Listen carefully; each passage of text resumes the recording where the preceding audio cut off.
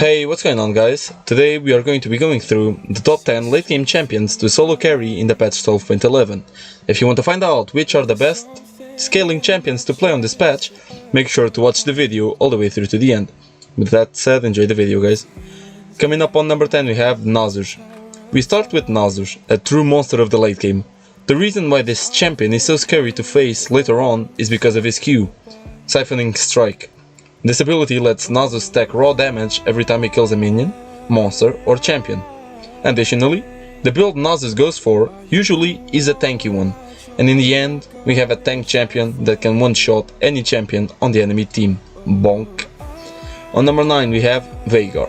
Veigar is basically the AP version of Nasus. He has the same stacking mechanic through his passive that grants him the ability power whenever he farms minions or hits enemy champions. So, the true strength of Veigar comes from his raw AP, and that is why all of his abilities hit like trucks.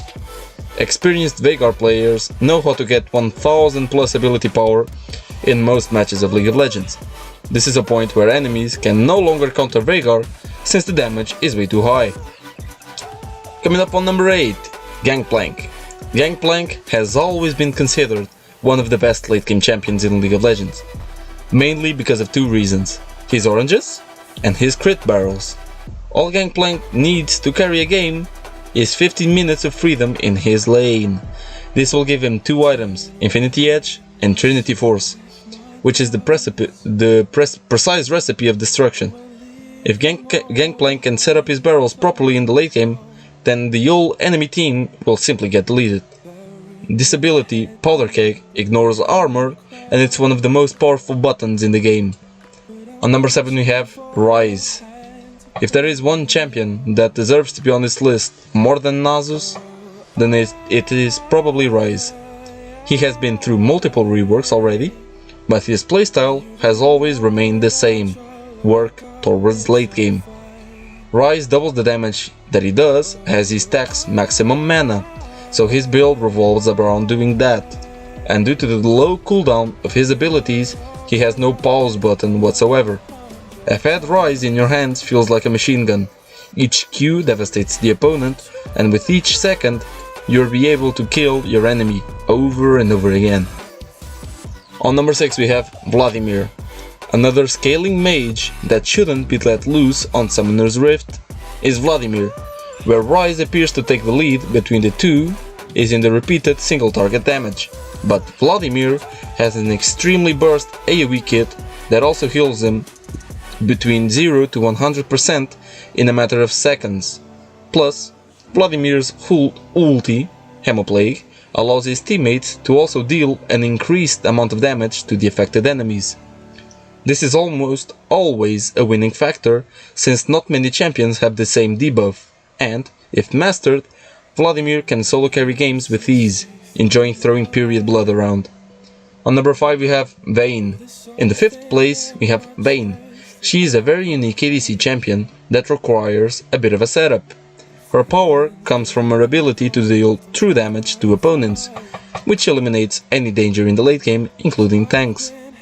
Vayne's build is all about kiting, lifesteal, and being able to keep her opponents afar, and if Vayne can do that, there is no stopping her. Vayne is one of those champions that can overtake the match by themselves. It requires skill and practice, but it is very rewarding in the end. Also keep in mind that Vayne is a very weak champion in the early game, so you should have a very skilled support player by your side. Coming up on number 4 we have Orianna.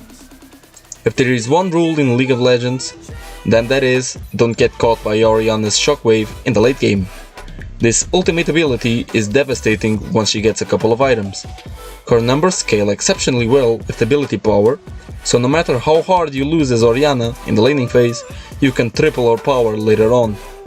The only negative part is, as Vayne, Orianna takes a bit of practice since her ability kit is unique, but beyond that, she is an absolute beast. On number 3 we have one of the Int brothers, Yasuo. Yasuo, despite being a meme champion, is one of the strongest characters in the game. Many people aren't entirely aware, but Yasuo has no potential for weaknesses. He can go 0-15 at the start of the game, once again in Brothers, then purchase a couple of items and then 1v5 your team. Yasuo is one of the best scaling champions, and his stats become insane as the match drags on. Unmatched critical strike, very high mobility, and retarded lifesteal. What more does a champion need? On number 2 we have Master Yi. One of the scariest champions to face in League of Legends is Master Yi. Later on, when he has enough attack speed, lifesteal and ability haste, Yi becomes a champion that simply can't be stopped. His only counter is a stun effect, or CC, but that's easily avoided with Q, Alpha Strike. All of his damage comes from his auto attacks, which only takes one right click. A fed Master Yi can charge at a whole team and chop them in a matter of seconds. And finally, on number 1 we have, you guessed it, Kassadin. And the ultimate best lane champion in League of Legends is Kassadin. Yes, he has more room to fail than Master Yi since he is very weak at the start, but he makes up for it tenfold later on. You see, his abilities scale extremely well, and at level 16 his ultimate, Riftwalk, gets fully unlocked. This is the time when his jump has 2 seconds cooldown and one-shots the enemy.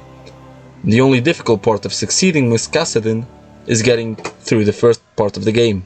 Beyond that, he is a god. Enjoy carrying the late game. And that's it guys for our top 10 late game champions. If you enjoyed the list, be sure to leave a like, comment and subscribe. See you next time. Putas, e vinho verde. Agora vais fazer outro corte no fim, filha da puta.